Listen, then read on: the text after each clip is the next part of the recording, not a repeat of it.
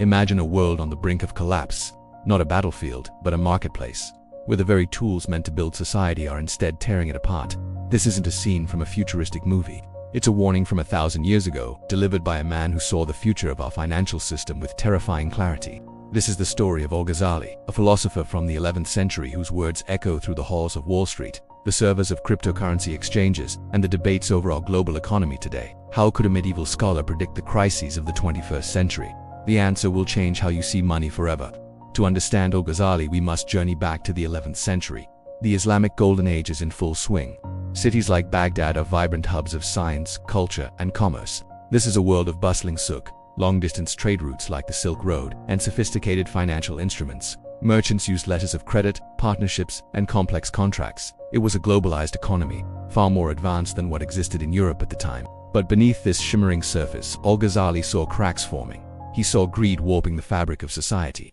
He saw merchants forgetting the true purpose of their wealth. And he saw a system that was beginning to serve itself, rather than the people.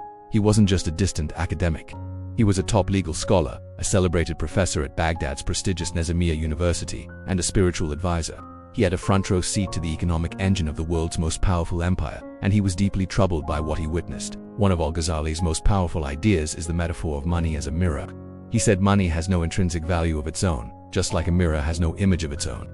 Its only purpose is to reflect the value of other things. A gold coin is only useful because it can be exchanged for bread, for a home, for a tool. The moment people start to fall in love with the mirror itself, hoarding it, admiring it, trading it for other mirrors, it loses its function. It becomes a distraction, a distortion. It ceases to reflect the real value of goods and services and instead creates a funhouse of speculation.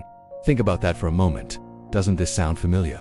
Consider high-frequency trading, where algorithms buy and sell stocks in fractions of a second. They aren't investing in a company's future. They're trading mirrors for other mirrors at lightning speed, extracting tiny slivers of value without creating anything tangible. Or look at some parts of the cryptocurrency market, where tokens with no underlying asset or utility are hyped up and traded furiously, driven by pure speculation. People are falling in love with the mirror, mesmerized by its reflection, hoping its price will go up so they can trade it for more mirrors.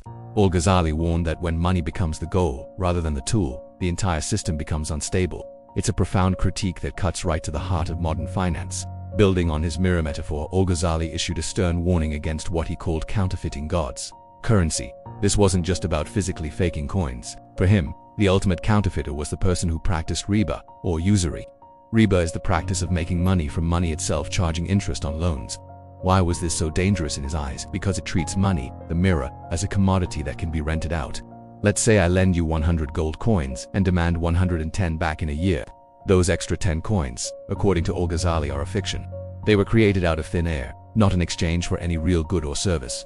This act, he argued, distorts the natural flow of the economy. It generates value where none exists, disrupting the mirror's ability to accurately reflect the real world. Now, let's connect this to the 2008 financial crisis. What was at the heart of that meltdown? Complex financial instruments called derivatives, mortgage-backed securities, and credit default swaps. These were essentially bets on bets on bets. Banks were trading pieces of paper that derived their value not from a real house or a real company, but from the fluctuating value of other financial papers. It was a multi-trillion-dollar system of riba on an industrial scale. Money was being made from money, creating a massive bubble of phantom wealth. When the bubble burst, the illusion vanished, and the real economy, people's jobs, homes, and savings paid the price. It's a textbook example of Al-Ghazali's warning coming true. When you counterfeit God's currency, the entire structure is built on a lie, and eventually it will collapse. The consequences of this distorted system lead directly to Al-Ghazali's next major concern: hoarding. Remember the mirror. What happens when a wealthy merchant, instead of using his gold to invest in a new farm or a craftsman's workshop, decides to bury it in his cellar? According to Al-Ghazali, this is one of the greatest injustices. He said hoarding money is like imprisoning a judge. The judge's role is to resolve disputes and deliver justice to the people. If you lock him up, justice grinds to a halt, and society suffers. In the same way, money's role is to circulate, to facilitate the exchange of goods and services, to be the lifeblood of the economy. When it's hoarded, it's taken out of circulation. The economy stagnates. A farmer can't sell his crops because no one has the coins to buy them. A builder can't find work because no one is commissioning new projects. The hoarded wealth does nothing. It doesn't feed the hungry, clothe the poor, or build a better society. It's dead capital. Let's look at this through a modern lens. In recent years, we've seen staggering levels of corporate cash hoarding. Some of the world's largest tech and pharmaceutical companies are sitting on hundreds of billions of dollars in cash reserves. Instead of reinvesting that money into research and development, raising employee wages, or lowering prices for consumers, they often use it for stock buybacks. Stock buybacks are a way to use company cash to purchase its own shares, which artificially inflates the stock price. This enriches executives and shareholders but does little for the real economy. It's the modern equivalent of burying gold in the cellar. It's taking the lifeblood of the economy and imprisoning it in a vault, benefiting a few while the wider system slows down. Al-Ghazali would have seen this as a profound moral and economic failure. So what was the point of all this wealth then? For Al-Ghazali, the answer was deeply tied to his spiritual and ethical framework. Wealth was not a sin. In fact, he believed it was a powerful tool for good, a blessing from God, but it came with a heavy responsibility. The purpose of economic activity was not endless personal enrichment, but what he called maslaha, or the public good. A merchant's duty wasn't just to make a profit, but to serve the community by bringing essential goods to the market at a fair price. The craftsman's duty was to create items of quality and utility. A wealthy person's duty was to circulate their wealth through just wages, ethical investments, and charity. This created a virtuous cycle.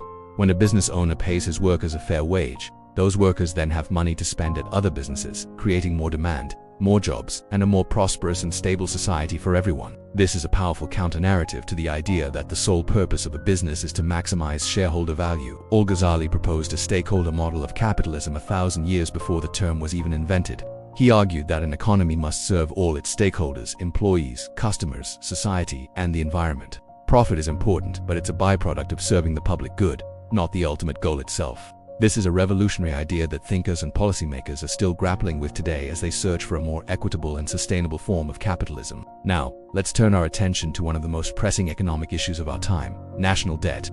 Governments around the world are borrowing on an unprecedented scale. How would Al-Ghazali analyze this? He would likely be horrified.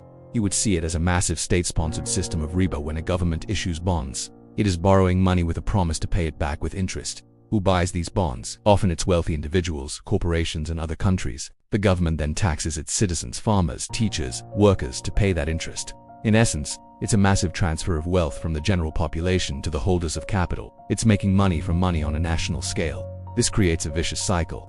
The more a government borrows, the more it has to pay in interest, leaving less money for essential services like healthcare, education, and infrastructure. This forces the government to either raise taxes or cut services, both of which hurt ordinary people and slow the real economy. Al-Ghazali would argue that a state built on a mountain of interest-bearing debt is fundamentally unjust and unstable. It's a system where the mirror of money is no longer reflecting the value of the real economy, but is instead being used to extract wealth from it. He would have urged leaders to find ways to fund public works through taxation, public-private partnerships, and other means that don't rely on the counterfeit creation of money through interest. Al-Ghazali's journey was not just intellectual, it was deeply personal. At the height of his fame and influence in Baghdad, he experienced a profound spiritual crisis. He realized that his own motivations, his desire for fame, status, and wealth were part of the very problem he was critiquing. He saw the hypocrisy in his own heart. In a dramatic turn, he gave up everything. He abandoned his prestigious post, his wealth, his family, and for over a decade, he wandered the lands of Syria and Palestine as a poor Sufi mystic. During this time, he wasn't just praying and meditating, he was living among the common people. He saw firsthand the effects of economic injustice. He experienced poverty, hunger, and reliance on the charity of others. This experience transformed his writing. It was no longer just theoretical. It became infused with a deep compassion and a raw understanding of human suffering. He returned not just as a brilliant scholar, but as a wise sage. His masterpiece, The Revival of the Religious Sciences, was born from this period. It was a comprehensive guide to living an ethical and spiritual life, and his economic warnings were a crucial part of it. He understood that you cannot separate the health of a person's soul from the health of the economy they live in. So, 1,000 years later, what can we take from Al-Ghazali's timeless wisdom? His warnings are not about abolishing money or markets. He was a pragmatist. He understood the necessity of commerce. His message is about recentering our economic system on its true purpose, serving humanity. His first lesson is to remember that money is a tool, not a goal. It is a mirror, not the image. We need to build financial systems that reward real value creation, not just clever speculation. This means rethinking everything from high-frequency trading to the way we reward corporate executives. His second lesson is to be wary of phantom wealth created through interest and complex derivatives.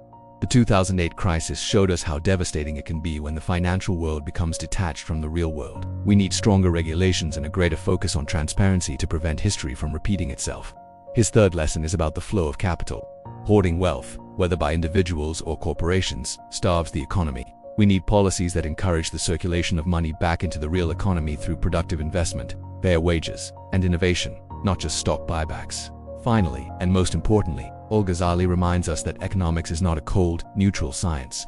It is a moral and ethical discipline. Every economic choice we make, from the products we buy to the policies we support, has an impact on the well-being of others.